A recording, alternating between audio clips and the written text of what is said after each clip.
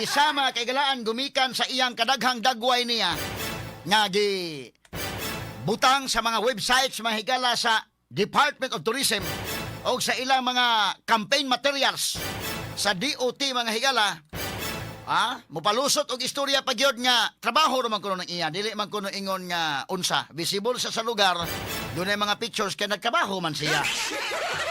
Dignaan na ma-display mga kaigalaan ang iyang naong mas dako pa kuno sa tourist destinations. Na-blur ang tourist destinations, ang iyang naong may naklaro. Pero karon mahigala murag nadutlan na gamay, si Cristina Garcia Frasco. Kay matod pa ni Mando na. Nadutlan-dutlan na kay ni Mando na mahigala nga ipatangtang na matod pa. Kining maong mga DOT campaign materials nga naa ang iyang naong.